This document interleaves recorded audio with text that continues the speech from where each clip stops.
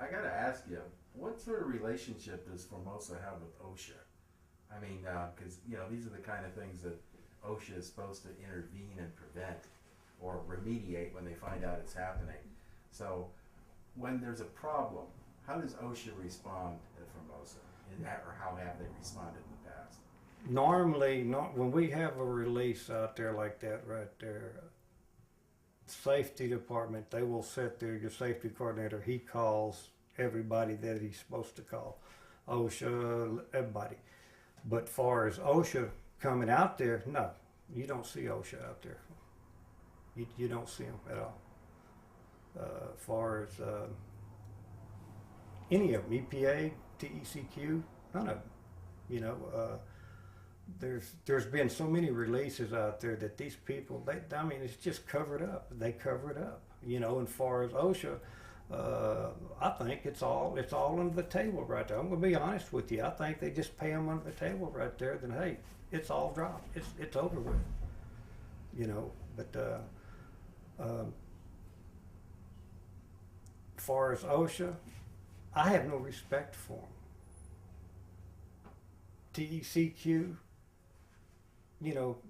these guys are just asking for help out there, and it's still going on. All they want is help, in the community, not just Point Comfort, even us here, we're getting exposed from all of this stuff right there. It goes by wind direction. If you get an east wind that's coming across here, 2005 when they had that release out there, a plant on the expansion side, not mention the plant, but anyways, you wouldn't believe the exposure that went on when that happened right there. As far as people getting exposed to benzene, there was many people being exposed to benzene. They got a chemical they call pie gas out there, and when this pie gas, when they sit there and they vent this stuff off, it stinks and it's bad, and it's got benzene in it. And the people on the inside of the plant, they're the entire plant is getting they're getting overexposed, and I can't understand why. And I would like to find out why they changed their PEL limit from 1 to 5. And I know why they did it is because of all the readings they've been getting out there for the last 20, 25 years. I know in 25 years that I was out there, we had constant readings 24 hours a day out there, over 1 part per million, and the limit is 1 part, within an 8-hour period. Well, they've got it changed from 1 to 5 parts per million. Well, that's telling me whoever done the investigation out there, they never went back and they never checked on any, documents right there on the ambient air monitor logs out there. They just took Formosa's word, because I think Formosa told them they were getting less than 0.2. So they just took their word and and they let them change it. But I've talked to a few people and about this here, and I'll be honest with you, and it's the readings. Some of them have stopped, but see, they raised it up to 5 parts per million now. When it used to be 1, and that I worked out there 25 years and it was 1 part per million at the time. And you would not believe the readings out there for the full 25 years that I was out there at this plant, that people, as far as the exposure and stuff, they do stuff at nighttime that you would not believe. You would not believe what they do out there. Okay. And, All right. That's all good stuff. Ask him what kind of levels they were. You didn't mention. I think if you could mention, you keep saying PEL. Yeah. Okay, is that like an effects screening level? No, that's your personal limit exposure. Okay. Yeah, that's what that is. Okay, so could you maybe explain that? Yeah, the PEL limit right there is your personal limit exposure. All right, they're saying it's 1 part per million a person's allowed to breathe 1 part per million in an 8-hour period. That's it. If you breathe over that, you're exposed.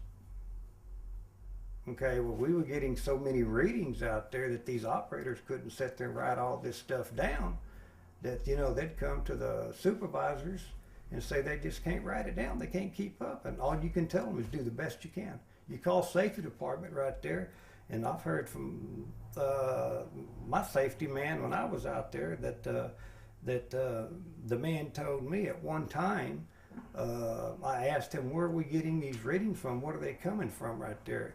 And this is the truth. The first thing come out of his mouth was up your butt. You know, I go to my managers about this here, and you know what he tells me? He should have never said that. You know, and we're sitting there breathing this stuff right there, but nobody wants to do nothing about it. And that's, you know, that's a heck of a thing for your safety coordinator to sit there and tell you that right there. We've waited in EDC out there 4 inches deep, operators plus managers. I mean, it was all over the place out there.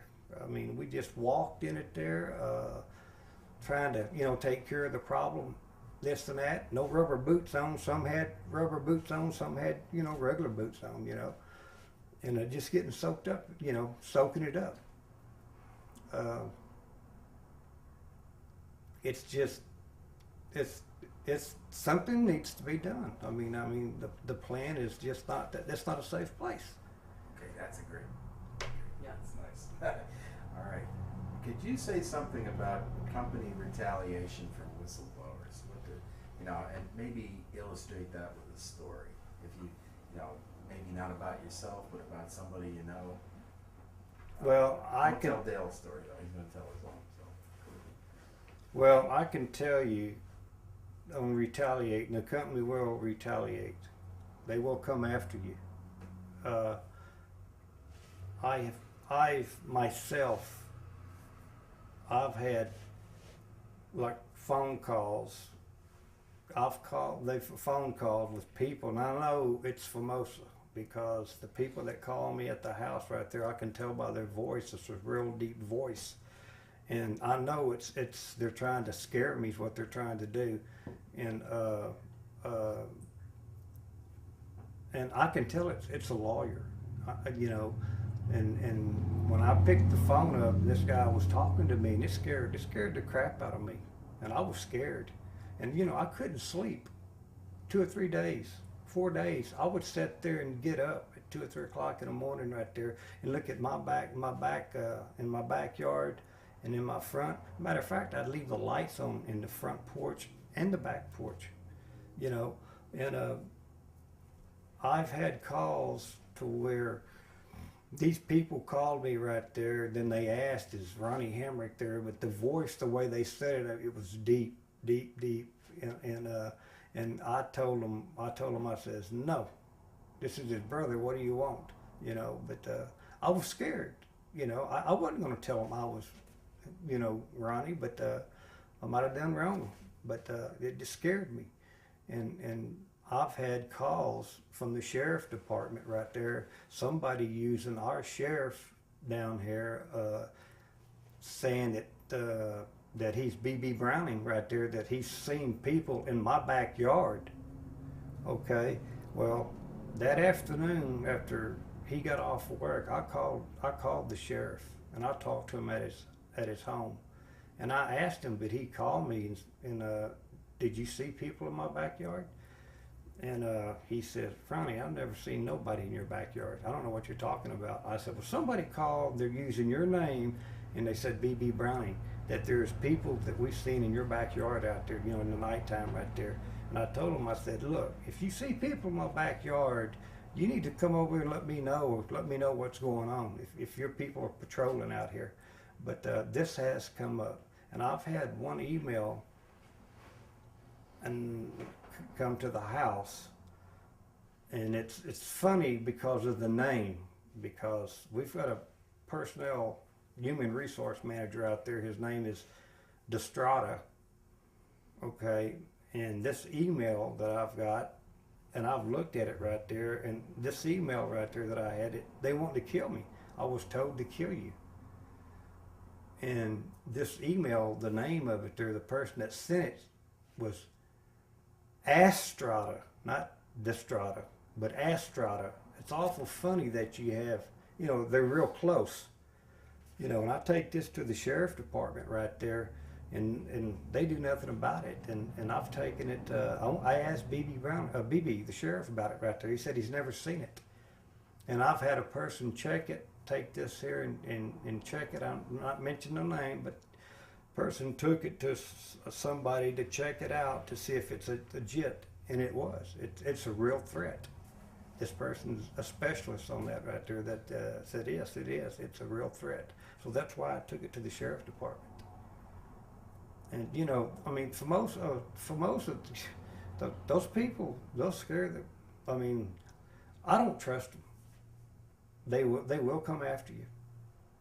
You buck this company right there, you do anything at all, this company will retaliate and will come after you one way or the other.